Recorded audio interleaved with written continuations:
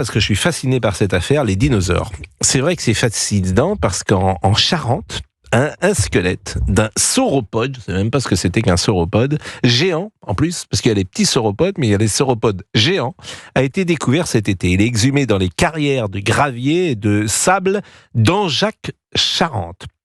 Et parmi les ossements, la mâchoire inférieure, une vingtaine de dents, deux côtes, 3 os du bassin, le fémur. Une partie va être transférée au Muséum d'histoire naturelle de Paris d'ici 15 jours. Imaginez un peu la bête, un poids d'environ 30 tonnes, 15 à 20 mètres de longueur, des grandes narines, un dinosaure herbivore, et c'était il y a 140 millions d'années. Alors, on est avec Éric Miqueleur, qui est expert en histoire naturelle et des dinosaures. Bonjour, monsieur Miqueleur.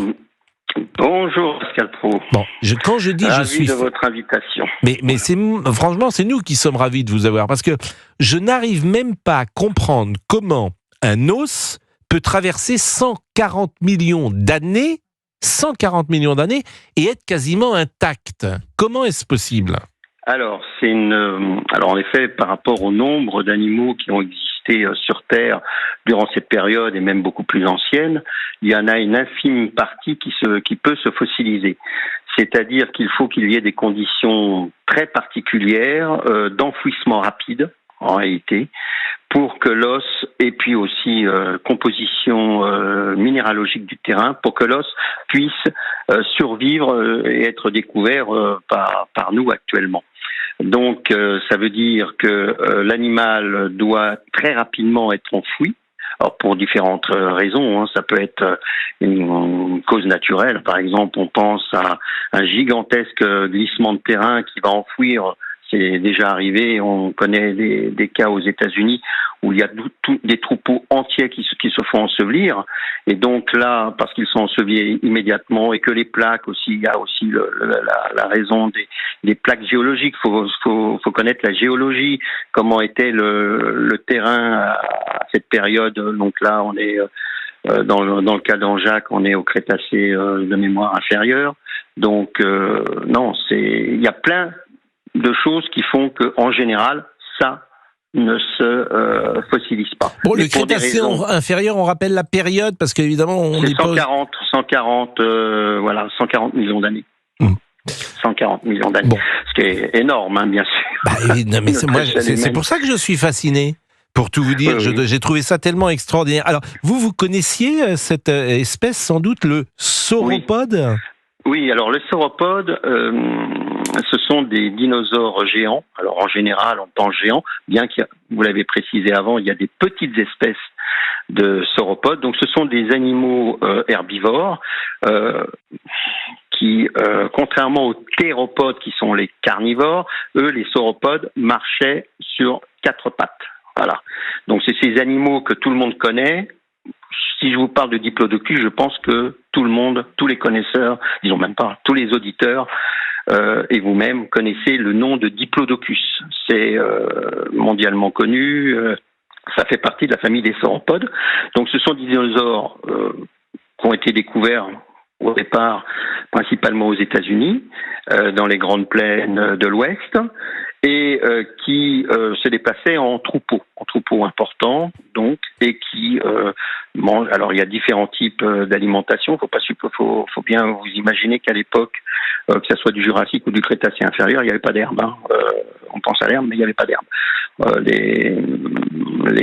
L'alimentation était principalement des conifères, par exemple des types Araucaria ou des cicadas. Ce sont des plantes qui existent toujours. C'est pour ça que je vous parle de ce type de plantes, ou des fougères en arbre, des fougères arborescentes qui existaient. Donc il y avait différents types d'alimentation, bien sûr toujours de l'herbe, et ces animaux se déplaçaient en vastes troupeaux, un peu comme nos mammifères actuels en Afrique, par exemple. Et ces animaux ont besoin d'eau, j'imagine. Ah oui, bien sûr. Oui, donc ils en trouvaient évidemment de la nourriture, oui. Et sans doute beaucoup d'eau, j'imagine. Beaucoup d'eau. Pardon ? Beaucoup d'eau, et ils passaient leur temps à manger. Ah bon ?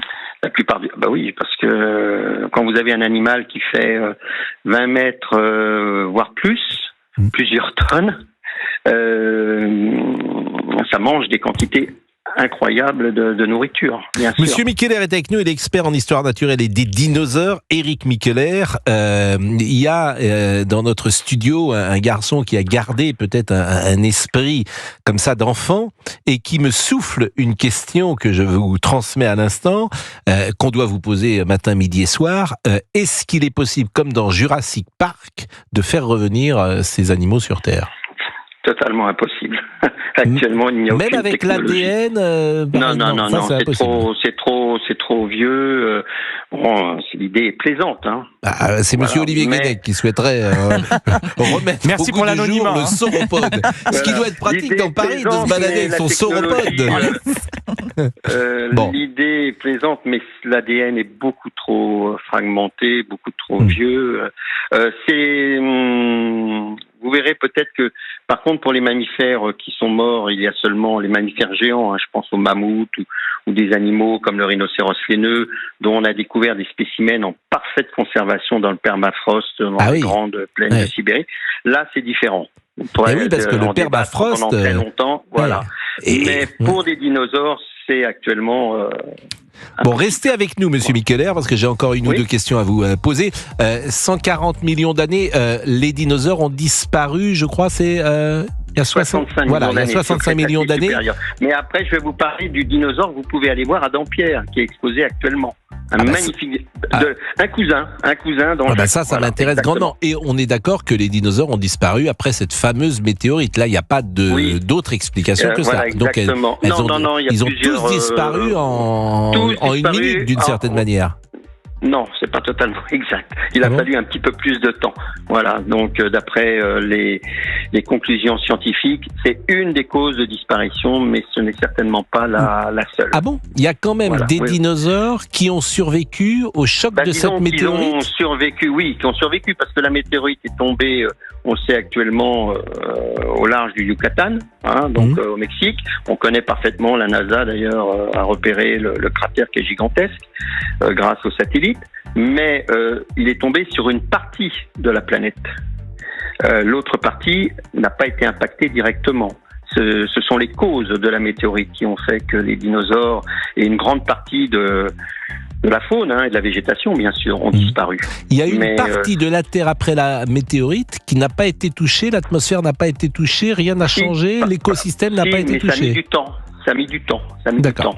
C'est fascinant. Ça n'a pas été instantané. Ça n'a pas été instantané comme les gens peuvent le supposer. C'est pas parce que la météorite est tombée, par exemple, sur l'hémisphère nord ou sur la partie, on va dire, sombre, parce que c'est la nuit, que l'autre côté a été touché immédiatement. Bon, restez avec nous parce que c'est passionnant de vous écouter. C'est des questions que je trouve vertigineuses, bien évidemment, qui racontent l'histoire de la planète. Donc on a peut-être des questions encore à vous poser. Il est 11h14, à tout de suite. Éric Mikkeler, expert en histoire naturelle et des dinosaures. D'abord, c'est une profession qui fait rêver, Monsieur Mikkeler. Je ne sais pas depuis quel âge vous êtes intéressé aux dinosaures, mais c'est sans doute une passion de jeunesse, d'adolescence. Oui, exactement, depuis tout petit. Depuis les sciences en règle générale, les sciences, la botanique, et puis après, bien sûr, j'en ai fait un métier. Il y a beaucoup de questions, pour tout vous dire, que je vois défiler sur les réseaux sociaux. Et moi, je vais vous poser une question tout simplement de ma fille, qui me dit, mais demande-lui. C'est extraordinaire d'ailleurs, parce que chacun est en attente des réponses. Les oiseaux, sont-ils les descendants des dinosaures, comme je l'entends parfois ?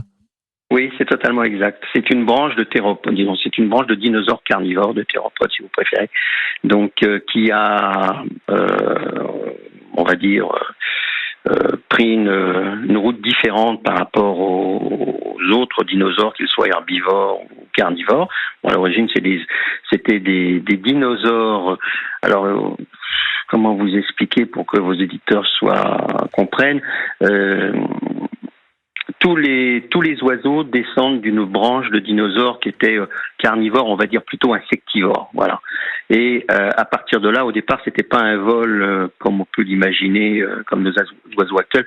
C'était plutôt, si vous prenez l'Archéoptérix, qui est européen, de découverte allemande, à Solnhofen, vous avez dans ces gisements des oiseaux qui étaient plutôt qui pouvaient monter sur des troncs d'arbres, qui prenaient de la hauteur et qui se laissaient planer, on va dire, d'un arbre à un autre.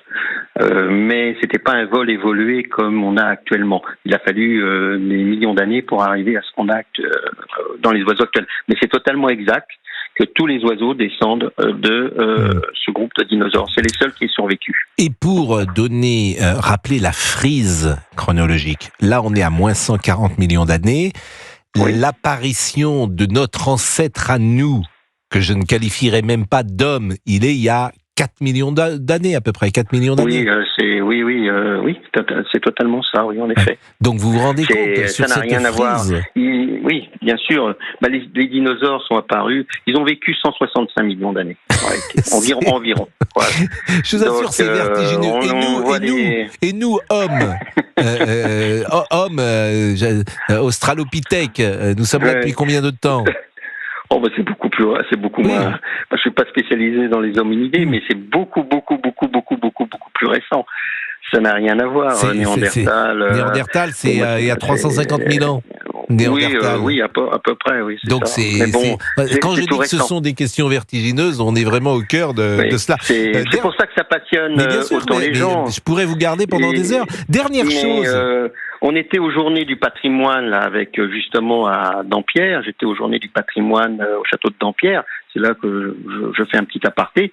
Vous auriez vu pour se présenter donc un cousin, exactement un cousin de ce qu'ils ont trouvé en Jacques, très proche, sauf qu'il vient de l'autre côté de l'Atlantique, des États-Unis. Il y avait des milliers de personnes. Mais ça m'étonne pas. Mais c'est où Dampierre, ce musée, Monsieur Micheler ? C'est pas un musée. C'est le château de Dampierre à Dampierre-en-Yvelines, à côté, dans la vallée de Chevreuse. Et en plus, ça avait un intérêt très intéressant. Il y a eu plusieurs conférences sur le sujet pendant les Journées du patrimoine, parce que c'était la propriété des comtes de Luynes. Des ducs de Luynes, excusez-moi, pas les comtes, les ducs de Luynes, qui était un mécène formidable au XIXe siècle, qui s'intéressait à la paléontologie, qui avait un cabinet qui existe toujours de curiosités absolument incroyables, comprenant aussi bien donc des mammifères du Quaternaire que des morceaux de dinosaures ou même des reptiles marins, qui comprenaient des météorites, c'est hallucinant. Et on a exposé pendant ces Journées du patrimoine, il y est toujours d'ailleurs jusqu'au 3 novembre. Donc on peut aller voir on va aller le voir. Ah oui, il est gigantesque, il fait plus de 20 mètres. Donc alors là, c'est une reconstitution. Non, c'est un vrai. Il est 80% complet. Non. Comme à Anjac, sauf que la seule différence, c'est que ce dinosaure qui est présenté à Dampierre a été trouvé en connexion. C'est-à-dire, c'est une chance incroyable. C'est-à-dire, à fur et à mesure que les paléontologues découvraient un os, il y avait l'autre en connexion, et ainsi de suite, y compris 50% de la tête, ce qui est incroyable parce que généralement la tête... Et il a été trouvé quand, ce dinosaure ? Alors, il a été trouvé en fin de saison 2018 dans le Wyoming. Ils ont mis 3 ans pour l'excaver complètement. Donc, c'est normal qu'à Anjac, on mette plusieurs années. Et après, donc, ce dinosaure a été préparé en France pendant plus de 2 ans. Dernière chose, lorsque cette fameuse météorite est tombée sur la Terre, la France a été impactée fortement. Tous les dinosaures qui étaient sur le territoire de France sont morts, sinon immédiatement, rapidement. Alors la France, l'Europe n'était pas... L'Europe, on va dire, n'était pas du tout, comment on va dire, La dérive des continents n'avait pas eu lieu, c'est ce que vous voulez dire. Si. Non, elle était en plein, mais je veux dire que je cherche mon mot parce que moi je vis en Espagne, alors des fois j'ai du mal à trouver mes mots en français. La trajectoire ? Non. La façon dont étaient les continents sur Terre n'est plus actuellement du tout la même. Oui, c'est ça, la dérive des continents. Voilà, exactement. Donc l'Europe était plus simplement un ensemble d'îles plus ou moins grandes. Et en effet, étant donné que c'est tombé en bas vers le Yucatan, oui, l'Europe a été impactée assez rapidement. D'accord. Oui, bien sûr. Bon, écoutez, vraiment, merci, Monsieur Micheler. Vous vivez en Espagne et vous étiez à Dampierre, là, ce week-end, mais vous êtes reparti en Espagne ? Oui. Bon. Mon rôle, c'est de présenter au public et de montrer, de faire connaître des dinosaures. Mon rôle aussi. Écoutez, venez, quand vous êtes à Paris, vous venez. Alors franchement, on fait une émission avec vous parce que c'est des sujets vous verrez qui passent. Que vous en entendrez parler de ce dinosaure parce qu'il va être mis en vente publique pour des musées, pour des grands particuliers au mois de novembre. Donc vous en entendrez obligatoirement parler. Le dinosaure qui est en ce moment à Dampierre, il va être oui. Ah, il va être mis en vente. Oui. Mais il appartient à qui? À des paléontologues. Et ça vaut combien un dinosaure comme ça? Ça a pas de prix, j'imagine? C'est pour ça que, oui, ça n'a pas de prix. Si, ça a un prix, malheureusement, comme toute chose. Mais ça vaut combien? Autant d'années Là, l'estimation, elle est de 140 millions d'années, oui, en effet, mais c'est pas 140 millions d'euros ou de dollars. Mais ça vaut quoi? Ça vaut quoi? Une fourchette? Ça vaut une estimation entre 3 et 5 millions. Et ça permet justement à des musées... mon rôle, c'est de trouver des mécènes. Voilà. Écoutez, j'imagine... les offrir là, vous êtes à la bonne personne. Là, vous êtes au bon endroit avec Fabrice Lafitte...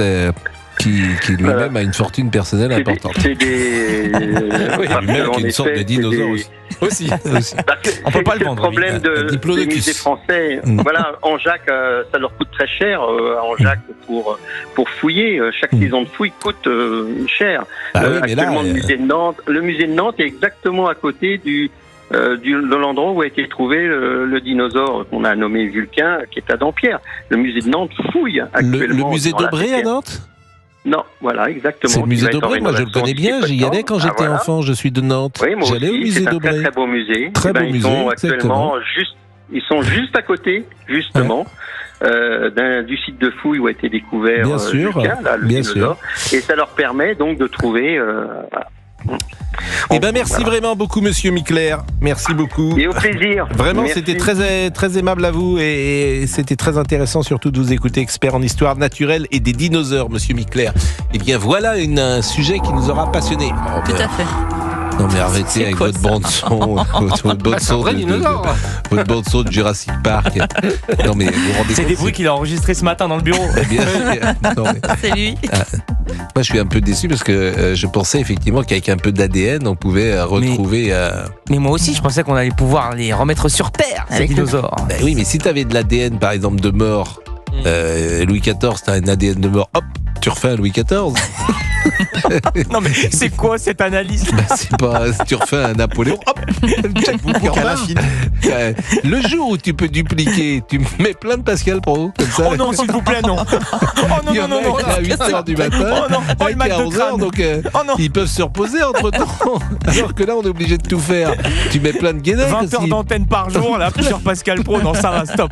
Non mais c'est pas si tu peux dupliquer l'ADN, pardonne-moi, c'est ça, tu peux dupliquer plein d'Olivier Guénec. Pourquoi pas, oui, pour faire avancer le pays. Tu sais on le faisait avec une brebis.